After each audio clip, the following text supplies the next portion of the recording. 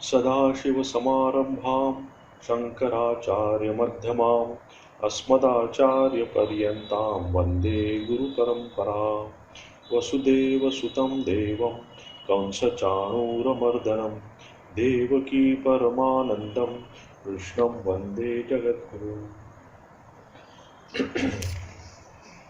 तर आपण पाचवा अध्याय बघतोय आणि मागच्या पाचव्या अध्यायामध्ये आपण अर्जुनाची जी शंका आहे त्याला घेऊन चर्चा केली होती की तो हे दोन जे मार्ग आहेत, कर्ममार्ग आणि ज्ञानमार्ग, किंवा थोडक्यात गृहस्थ मार्ग, गृहस्थांनी जो काही ज्या मार्गात लोक जात आहेत तो मार्ग, आणि संन्यास मार्ग, किंवा त्यालाच आपण गृहस्थ ज्या मार्गाने जातात त्यालाच आपण प्रवृत्ती मार्ग पण म्हणतो, आणि संन्यासी ज्या मार्गाने जातात त्याला आपण निवृत्ती मार्ग म्हणतो.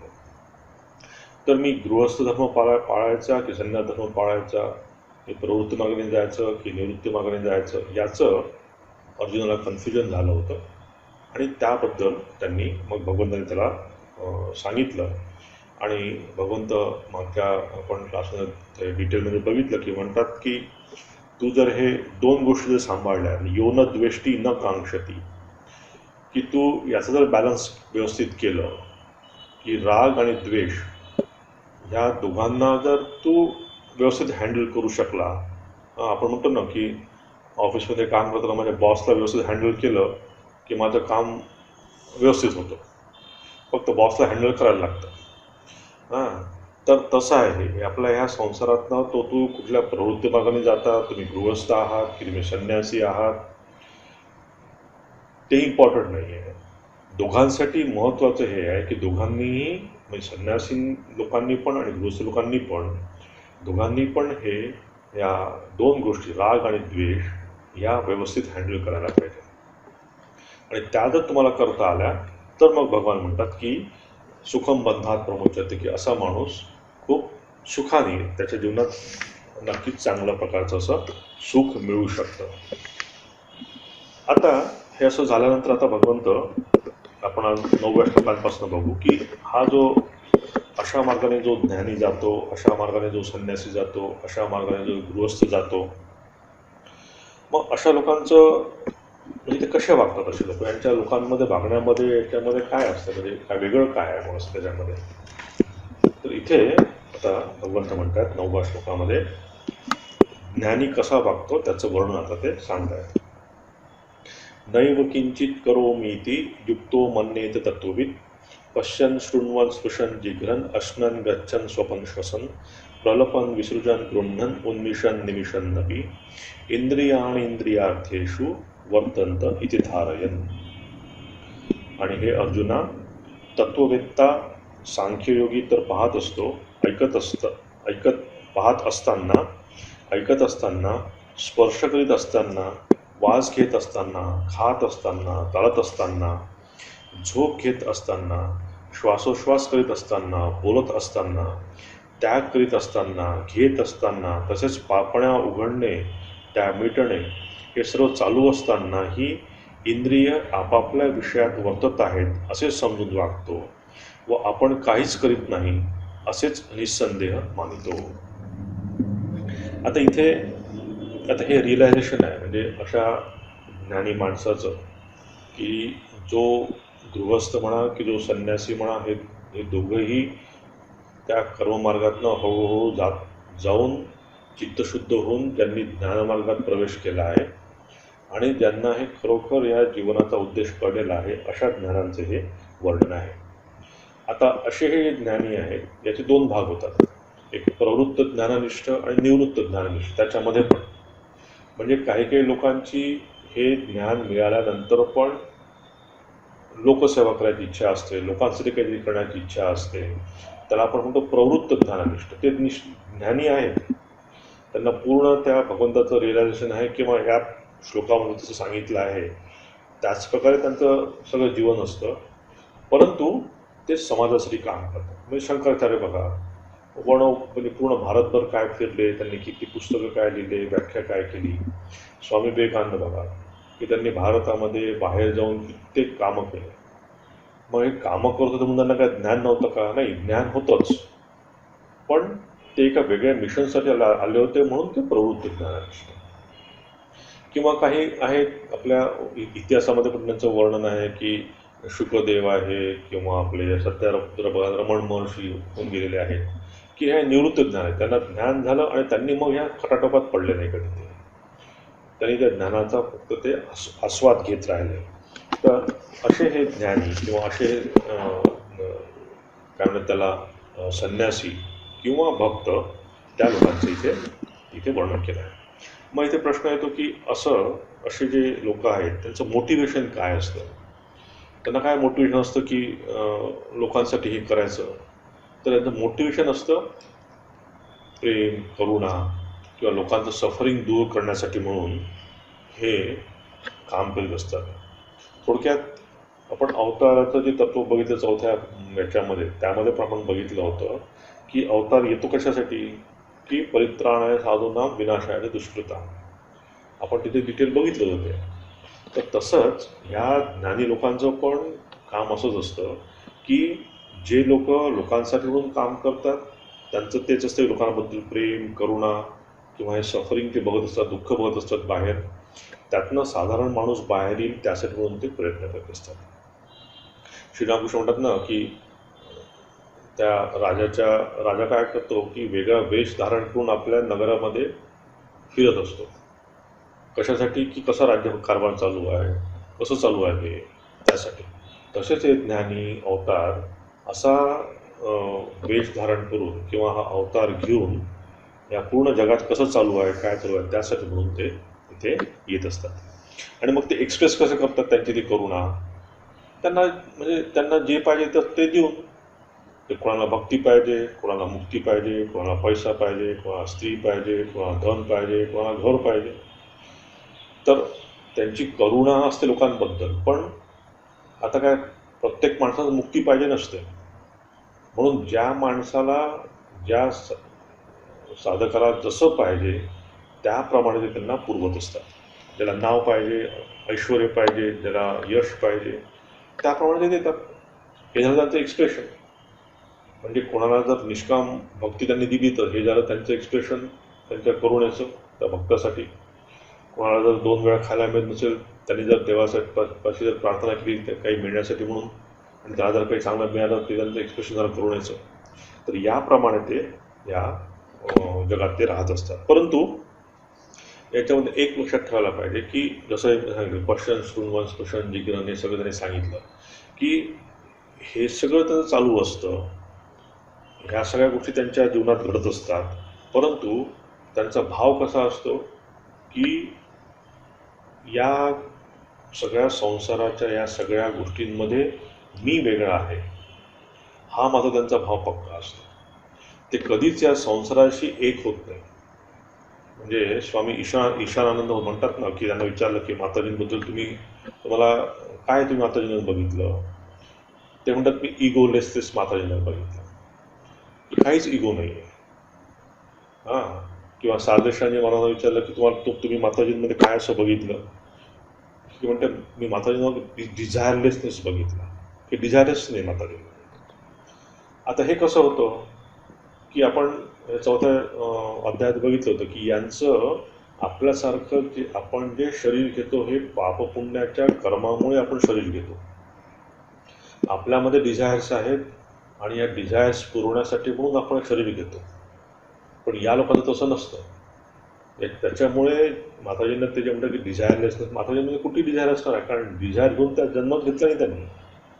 त्याच्यामध्ये कुठला इगो असणार आहे? आपल्यामध्ये इगो आहे, कारण आपण शरीर मनाला इगो धरून बसलेलो आहे. म्हणून आपल्या स्वामी विशुद्धानंद म्हणतात ना माताजींना, सारदादेवींना, ते म्हणतात की गंडी भांगामा, म्हणजे की ज्या आईमध्ये कुठल्याच गोष्टीचे लिमिटेशन नाही आहे. म्हणजे समजा एखादा राम आहे, त्या रामाला ताप आला, तर त्या रामाला ताप आल्यामुळे त्याच्या आईला दुःख होईल, पण श्यामच्या आईला एवढं दुःख होणार नाही, कारण श्यामच्या आईचा मुलगा वेगळा आहे, रामाच्या आई वेगळी आहे. परंतु या अवतारवान तसं नाही आहे. जे माताजींना माझ्यासाठी दुःख होईल ते तुमच्यासाठी पण दुःख होईल त्यांना सेम. तिथे कुठली गंडी नाही आहे, तिथे कुठलं बंधन नाही आहे, तिथे लिमिटेशन नाही आहे. आपल्या साधारण लोकांना प्रत्येक गोष्टीत आपलं लिमिटेशन आहे. आपण प्रेम पण करतो पण लिमिटेशन नाही करतो. आपण कोणाची शत्रुत्व करतो तरी लिमिट नाही करतो.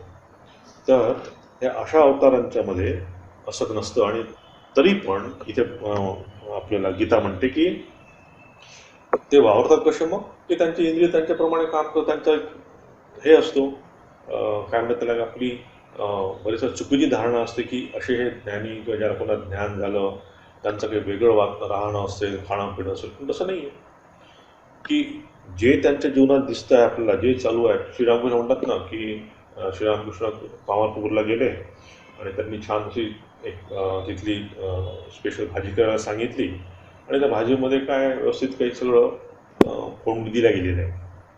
मग श्रीरामकृष्ण म्हणतात की अरे मी दक्षिणेश्वरनं इथे तुमची भाजी खायसाठी आलो, तिथलं पायस आणि पुरी सोडून मी इथे आलो आणि तुम्ही ती भाजी चांगली बनवू शकत नाही. आता इथे एखाद्या साधारण माणसाला काय वाटेल की काय बाबा श्रीरामकृष्ण खाण्याच्या मागे लागले आहेत, ते तर अवतार आहे किंवा ते तर ज्ञानीपुरुष आहे. पण तसं नाही, त्यांचं सगळं साधारण आपल्याला राहतं. त्याच्यामध्ये काही असं भेद आपल्याला बाहेरून काही दिसत नाही. भेद हाच तर प्रॉब्लेम आपल्याला समजायचा लोकांना. माताजींना बोलून श्रीरामकृष्ण विचारतात काय तू रात्री किती पोळ्या खाते.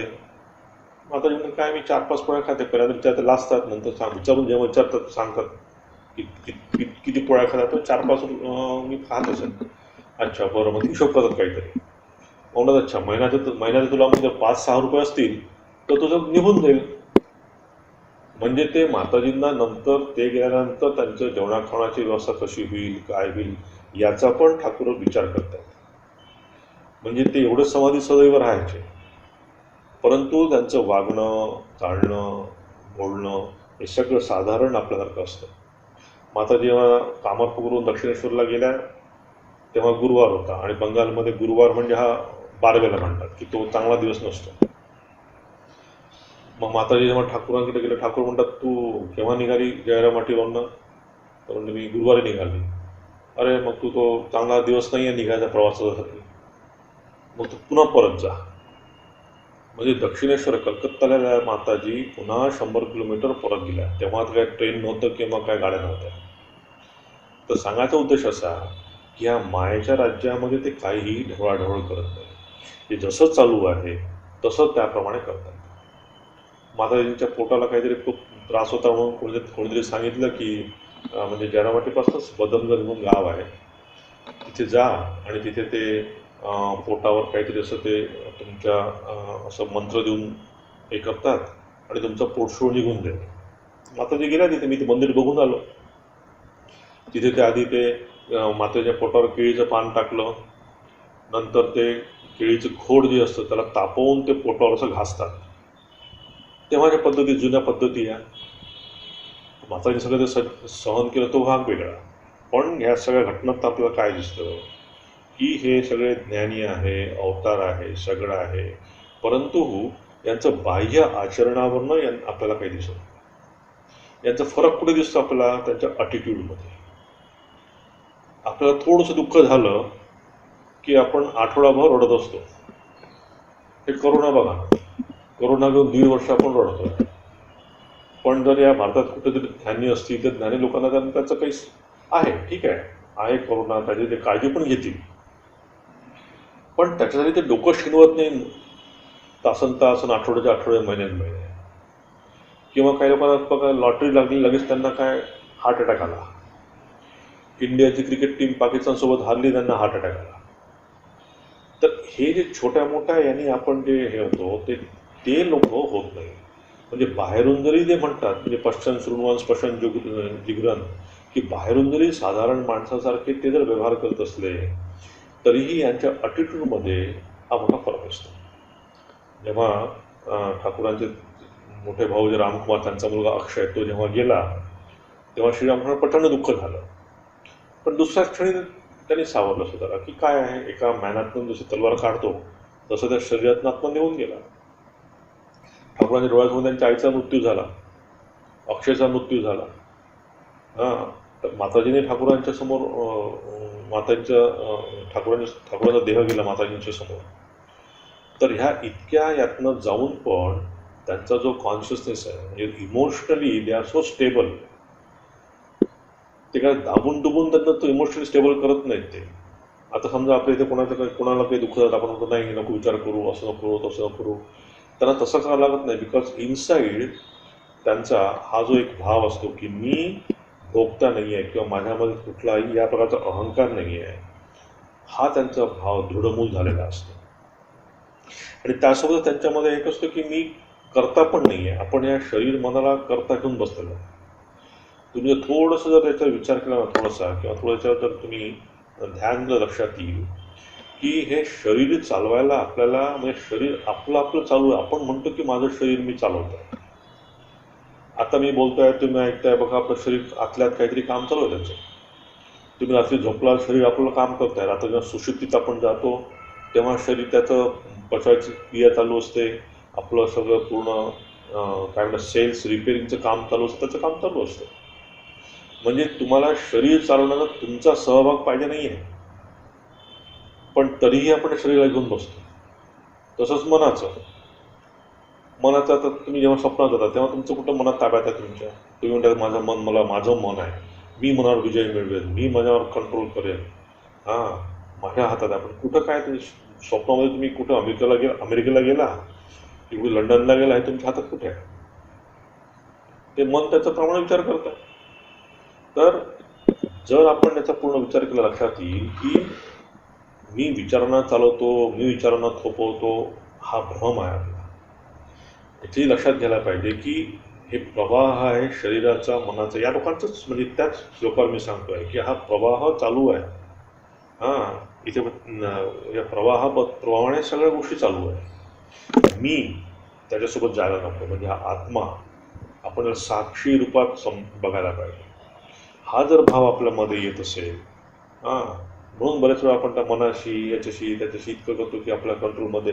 बघा ना, समजा म्हणजे त्या तिबेटच्या एका गुरुची गोष्ट सांगतात की ते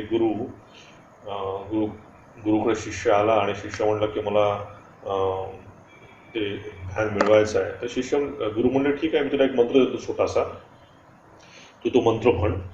आणि हा मंत्र म्हणताना फक्त एक लक्षात ठेव की माकडाची छबी तुझ्या डोळ्यासमोर येऊ नको. तो म्हणा, अरे एवढं छोटीशी गोष्ट आहे काय, त्याच्यासाठी एवढं मोठं काय आहे? गुरु त्याला मंत्र देतात. आणि जसा तो त्यांच्या गुरूंच्या घरातनं बाहेर पडतो, जसं पायऱ्या उतरतो तसं त्याच्या डोक्यात पहिल्यांदा माकडं सुरू झाला. आता माकडाचा विषय हळूहळू त्या विचार सुरू झाला. जेव्हा घरी पोचला तेव्हा पूर्ण माकडांचं एक मोठं दल तो घेऊन सोबत आला. विचार चालू आहे, म्हणजे ॲक्च्युली प्रत्यक्ष काहीच नाही, विचारानेच. तर सांगायचा उद्देश काय आहे की इथे कुठं तुमचा विचारावर तुमचा कंट्रोल आहे. तर ह्याच्यात सगळ्यात इम्पॉर्टंट गोष्ट आहे की आपण एक तटस्थपणे जर सगळं बघितलं, म्हणजे ध्यान करताना म्हणा किंवा या जगात जे काही चांगल्या वाईट गोष्टी आपल्या जीवनात घडत असतात, त्याला जर आपण तटस्थपणे बघितलं, तर किनाऱ्यावर तुम्ही बसलाय आणि गंगा वाहत आहे, गंगेत कोणती काही सडकं काही येत वाहत गेलं, मग काही निर्मलाची फुलं पण आले, तुम्हाला निर्मलाची फुलं दिसतील आणि सडकी गोष्ट फडकीत दिसेल. परंतु त्यासोबत तुम्ही जर गेला तर तुम्ही त्या प्रवाहासोबत गेला. पण तुम्ही जर तटस्थपणे बघितलं की माझ्या काही चांगले विचार आले, माझ्या काही वाईट विचार आले, माझ्यामध्ये चांगल्या गोष्टी वाईट गोष्टींचं कमी जास्त होत गेलं, सुख आलं, दुःख आलं, यश आलं, अपयश आलं, ह्या गोष्टी येत गेल्या आणि जात गेल्या. जर आपण ते तटस्थपणे जर बघत राहिलो आपण, म्हणजे त्या विचारांना जर आपण सहयोग दिला नाही, आपण काय करतो, पहिल्यांदा आपण सहयोग देतो कसं, आणि मग असहयोग करायला प्रयत्न करतो. म्हणजे त्या विचारांना आणतो, विचार घालवायसाठी प्रयत्न करत असतो. म्हणून हा विचार करायला पाहिजे की माझ्या हे शरीर चालवण्यासाठी आणि माझं मनाला चालवण्यासाठी माझा सहयोग पण नको आहे आणि असहयोग पण नको आहे. म्हणून हे जे ज्ञानी लोक आहेत, या ज्ञानी लोकांना या कर्तापण आणि भोगतापण या दोघांची पण यांना आवश्यकता नसते. म्हणून जे जसं चालू आहे त्याप्रमाणे ते बघत असतात तटस्थपणे. आणि या अजून त्याच्यासोबत आता हा प्रसंग आला म्हणून मी सांगतोय की अजून 3 लक्षात ठेवा गोष्टी: राग, विराग आणि वीतराग. आपण बरेच वेळा रागाबद्दल बोललो आहे किंवा ह्या आकर्षण, विकर्षण किंवा अटॅचमेंटबद्दल आपण बरेच वेळा बोललो आहे. तर राग म्हणजे काय? तर राग म्हणजे आकर्षण. आकर्षण म्हणजे काय? समजा एखाद्या कोणाला पैशाचं आकर्षण आहे, तो पैशाच्या मागे जातो. आणि कोणाला स्त्रीचं आकर्षण आहे, स्त्रीच्या मागे गेलो. कोणाला पुरुषाचं आकर्षण आहे, कोणाला घराचं आकर्षण आहे. तर हा झाला राग, आकर्षण. मग आपण काय करतो? विराग. नाही, मग त्या पैशापासून दूर पळा, स्त्रीपासून दूर पळा, पुरुषापासून दूर पळा, घरापासून दूर पळा. पण लक्षात ठेवायला पाहिजे इथे दोन्ही वेळेस आपण, की तो विराग जरी असला तरी विषय पण तोच आहे. म्हणजे तो स्त्रीपासून जरी पळत असला तरी विषय स्त्रीच आहे. तो पैशापासून जरी पळत असला तरी विषय पैसाच आहे. म्हणून आपल्याला हे राग आणि विराग हे दोन्ही नको आहे. म्हणजे साधकाने हा विचार करायला पाहिजे. म्हणजे आपण बरेच वेळा आता बघा आपल्या शास्त्रामध्ये अशा म्हणजे स्त्रियांच्याबद्दल बरेचसे असे काही काही वर्णन आले आहे की स्त्री नरकाचं द्वार आहे, असं आहे, तसं आहे, काही काही आहे आपल्या शास्त्रामध्ये असे गोष्टी. त्या का आहे? कारण त्यांना त्या स्त्रीमध्ये रस आहे विराग, त्यांना लिहायचं वैराग्याबद्दल. पण तो स्त्रीमध्ये रस अजूनही गेला नाही म्हणून त्या प्रकारे लिहिल्या गेल्या ते. पण जो तटस्थ आहे माणूस, त्याला त्या स्त्रीबद्दल पण काही वाटणार नाही, पैशाबद्दल पण वाटणार नाही, पुरुषाबद्दल पण वाटणार नाही, काहीच नाही, कारण तो तटस्थ आहे. म्हणून आपण राग पण आपल्याला नको, आकर्षण पण नको आहे आणि विकर्ष पण नको आहे.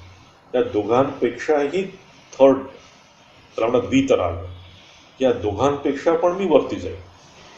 फक्त तटस्थपणे मी बघेन. मला शत्रू पण नको आहे, मला प्रेम पण नको आहे. कारण जिथे तुम्ही प्रेम आणलं तिथे तुम्ही शत्रुता पण आहे.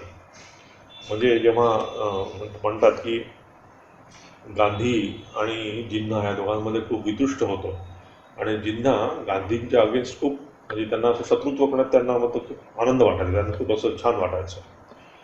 पण जेव्हा गांधीजींचा मृत्यू झाला किंवा त्यांना गोळ्या मारण्यात आल्या, त्यानंतरचे जिन्ना हे फार वेगळे होते. कारण त्यांना या जीवनात राहण्यासाठी ज्याची शत्रुता करायची तोच माणूस राहिला नाही.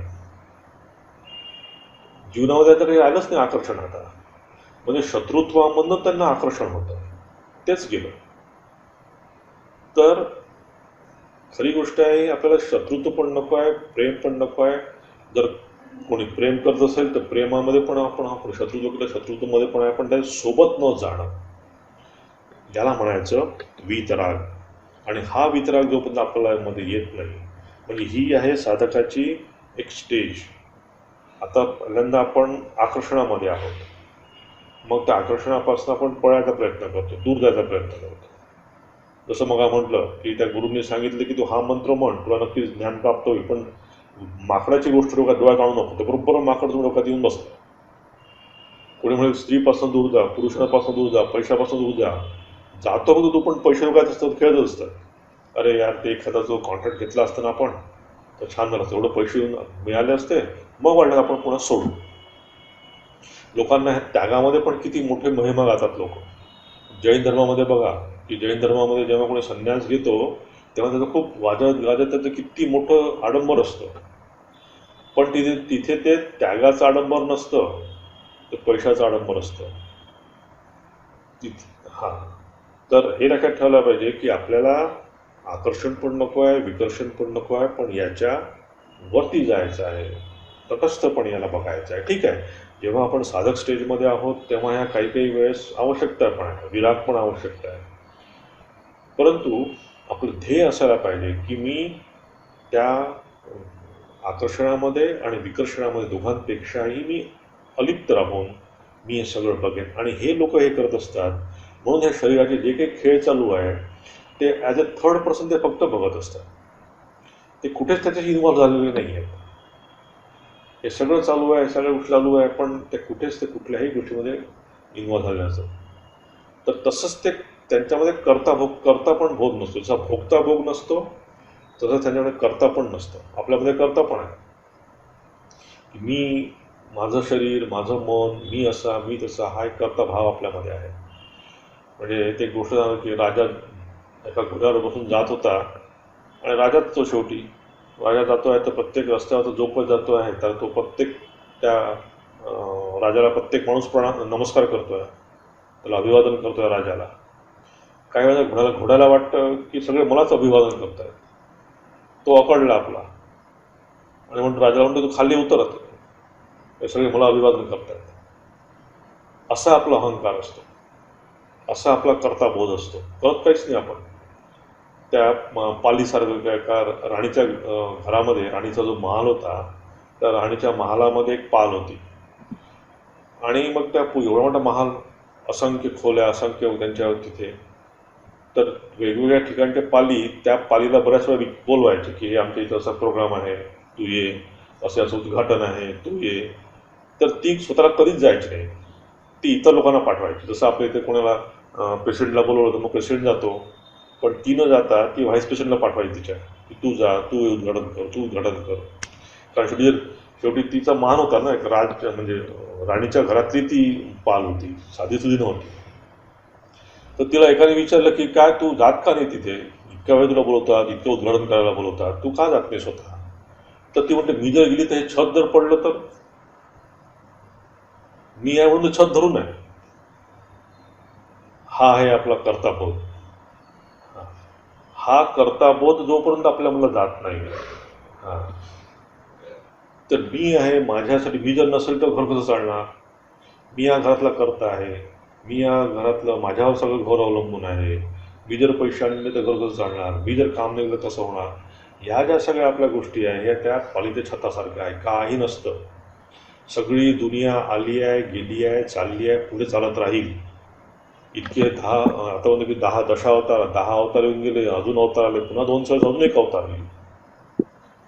हां, तर हे जे करता भोगता पण आपल्यामध्ये एक बसलेला आहे, ते जोपर्यंत आपण काढत नाही, म्हणून इथे म्हणतात की असा हा ज्ञानी, तर काय म्हणतात की नैव किंचित करोमी ती, की या ज्ञानाचं म्हणजे त्याची मानसिक हे कशी असते की नैव किंचित करो, मी काहीच करत नाही. पश्चन, शृण्वन, स्पृशन, जिग्रहण, मी जे काही करतो आहे हे सगळं काय करतायत, इंद्रिय आणि इंद्रियाशू वर्तंत, की हे इंद्रिय फक्त काम करतात. म्हणजे मी करता पण नाही आहे इंद्रियांचा, मी भोगता पण नाही आहे, मी या शरीराला चालवत पण नाही, मी या मनाला पण चालवत नाही. मी फक्त एक बघणार आहे, मी याच्यामध्ये कुठेही इन्व्हॉल्व नाही आहे. आता फार सुंदर श्लोक आहे की ते म्हणतात की हा असा जो ज्ञानी आहे, या ज्ञानी माणसाचं हे असं ज्ञान तेव्हा असतं की नैव किंचित करोमी ती, मी काहीही याच्यामध्ये अडकलेलो नाही आहे. हे सगळं जे काही इंद्रिय आणि इंद्रियाचे विषय जे आहेत त्याच्याशी तो हे हे काय म्हणतात त्याच्याशी तो जात असतो, तादात्म्य पाहत. पुढचा श्लोक आपण बघू. ब्रह्मण्याध्याय कर्माणि संगम त्यक्त्वा करोति यः लिप्यते न स पापेन पद्मपत्र मीमांसा. हे अर्जुना, जो पुरुष सर्व कर्मे परमेश्वराचे ठिकाणी अर्पण करून व आसक्तीला सोडून करीतो, तो पाण्यातील कमलपत्राप्रमाणे पापापासून अलिप्त राहतो. आता इथे पुन्हा आपण तोच मागचाच विषय येतो इथे की हा ज्ञानी काय करतो, हा पद्मपत्र इवांबसा, की तो कुठल्याही या गोष्टीमध्ये अडकत नाही. म्हणजेच काय करतो तो की स्वतःचा हा लोअर आय जो आहे, ज्याला आपण कच्चा मी म्हणतो, की शरीर मन असलेला युक्त मी, या मीला तो आपल्यापेक्षा जो हायर मी जो आहे, की जो माझं खरं स्वरूप आहे, आत्मस्वरूप आहे, जे चैतन्य स्वरूप माझं आहे, त्याच्यामध्ये तो विलीन करतो. की त्याच्याशिवाय आपल्याला, म्हणजे जरा म्हणतात ना की एखादी त्या फळ्यावर रेघ मारली आपण, मग ते म्हणतात ना की त्या रेघेला हात न लावता, तिच्यावर काही न करता तिला छोटी करून दाखवा. कशी करतो आपण, मग मोठी रेघ मारतो.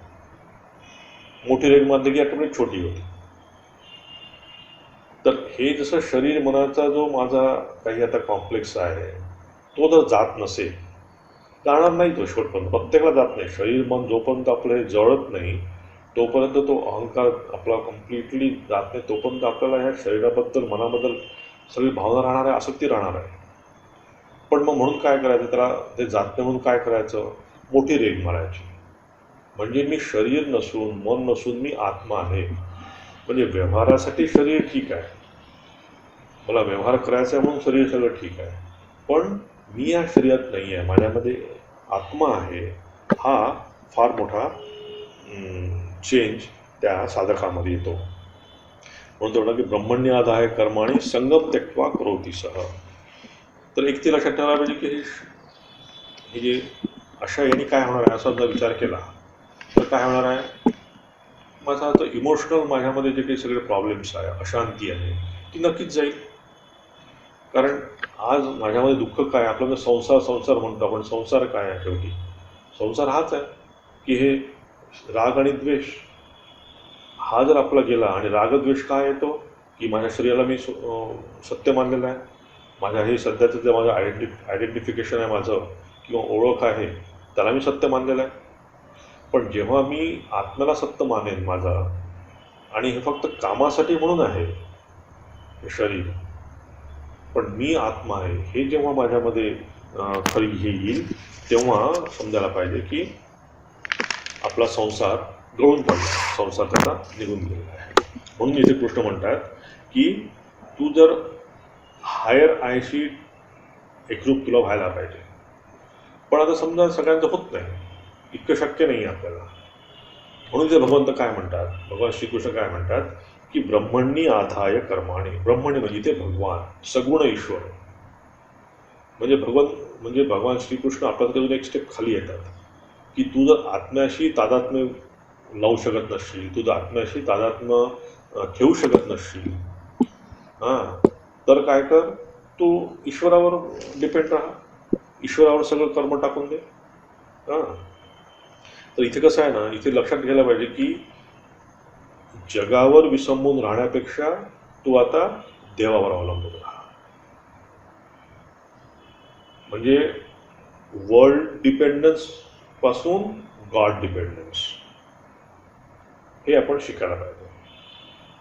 मग आता असं कसं होईल की बाबा मला समजा माझ्याकडे चोरी झाली, मग पोलिसांना जायलाच पाहिजे. हो, जा की पोलिसांमध्ये जा, कोर्टात जा, सगळं करा, पण आत लक्षात ठेवायला पाहिजे की जे देवाची इच्छा असेल तसंच होईल. म्हणजे world dependence to God dependence यायला पाहिजे की व्यवहारामध्ये तुम्हाला ज्या काही गोष्टी करायला करायलाच पाहिजे. म्हणजे समजा चोरी झाली की नुसतं तुम्ही हात बांधून बसण्यात काही अर्थ नाही आहे. तुमच्याकडे जो काही पुरुषार्थ आहे त्याला पकडण्यासाठी किंवा चोरीचे पैसे परत मिळण्यासाठी जे काही करा ते सगळं करा. But at the same time you keep in mind की जी देवाची इच्छा असेल त्याप्रमाणे होईल. So world dependence to God dependence किंवा जगावर अवलंबून राहण्यापासून देवावर अवलंबून राहण्याचा हा जो प्रवास आहे यालाच थोडक्यात आपण कर्मयोग म्हणायला पाहिजे. कर्मयोग आपल्याला हेच शिकवतं की तू देवाला सगळ्या गोष्टी अर्पण कर. आणि दुसरी स्टेज, हायर स्टेज येते की गॉड डिपेंडन्सपासनं सेल्फ डिपेंडन्स, की मीच सगळं आहे, मीच आत्मा आहे. हा जो अद्वैत ज्ञानाचा एक सगळ्यात परमोच्च जे ज्ञान आहे ते या गॉड डिपेंडन्सपासनं मग आत्मतत्वापर्यंत येतं, आणि तो आहे ज्ञानयोग.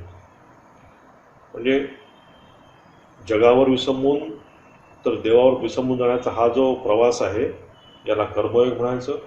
मग देवावर विसंबून राहण्यापासून जर स्वतःवर म्हणजे आत्म्यावर विसंबून राहायचा प्रवासाला ज्ञानयोग म्हणायचं.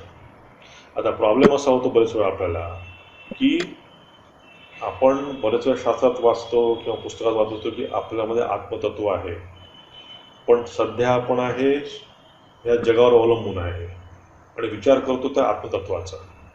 तर ही मोठी दरी निर्माण होते.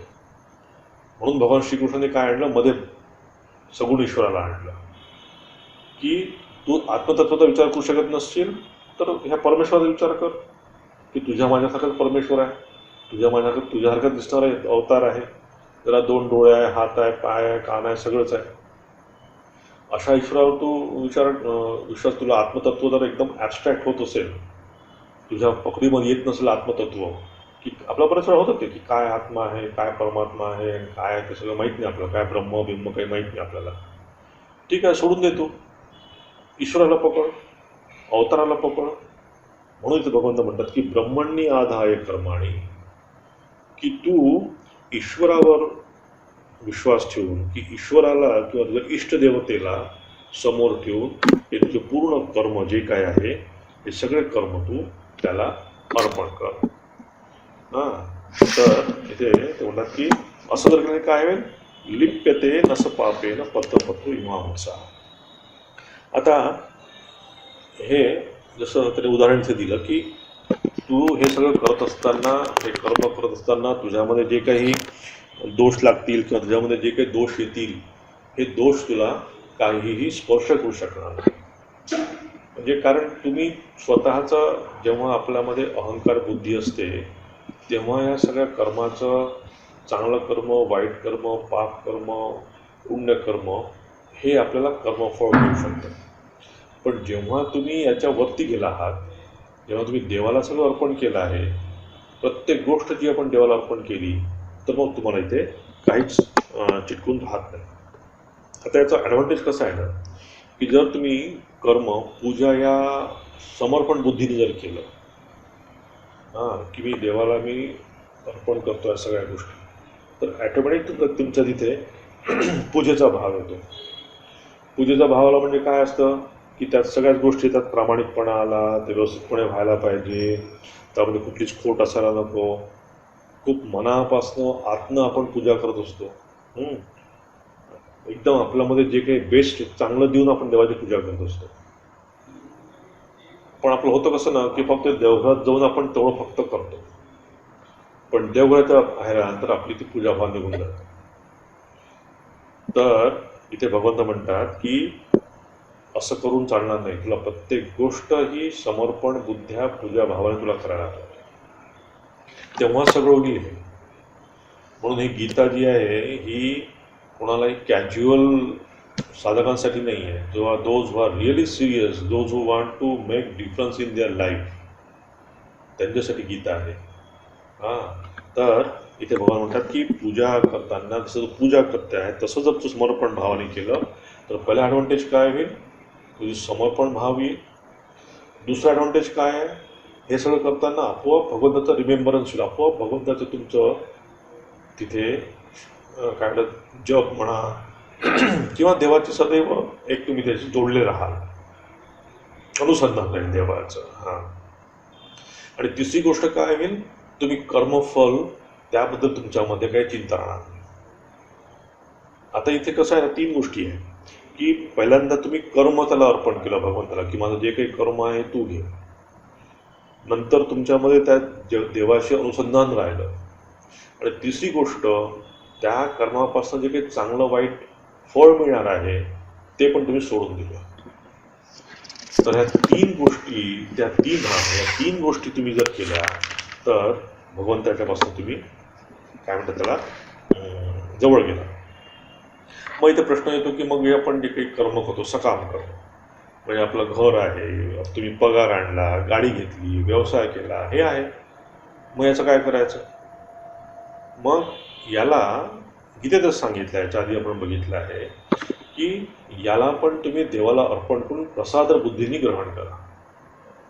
तुम्ही पगार आणला, देवासमोर ठेवा, देवाला म्हणा तुझ्या याच्यामुळे मला मिळाला, आणि मग तो प्रसाद बुद्धीने घ्या आणि त्यातनं घर चालवा. असं करू नका की 2 नंबरचा पैसा आणला आणि देवाजवळ ठेवला आणि तो व्हाईट केला, ब्लॅकमध्ये व्हाईट केला, तसं करू नका. जे काही धर्माने आपण करतो, गाडी घेतली, बस गाडी देवाला अर्पण केला, गाडीत देवाचा फोटो ठेवा. म्हणून आमच्या मठामध्ये बरेच वेळा भक्त येतात, गाडी घेऊन येतात, साधूंना पूजा करायला सांगतात. तुम्ही घर घेतलं तर घरात आधी देवाचा एक फोटो ठेवा, कुठेतरी देवाचं अनुष्ठान करा की देवा तुझ्या कृपे मला मिळालं आणि मी प्रसाद बुद्धीने मी आता तिथे राहतो. तर आमच्या भाऊमानंद महाराजांना नेहमी कोणाकडे गेलो, घरवर घेतलं तर ते भक्त म्हणायचे की महाराज हे तुमचंच घर आहे हे सगळं.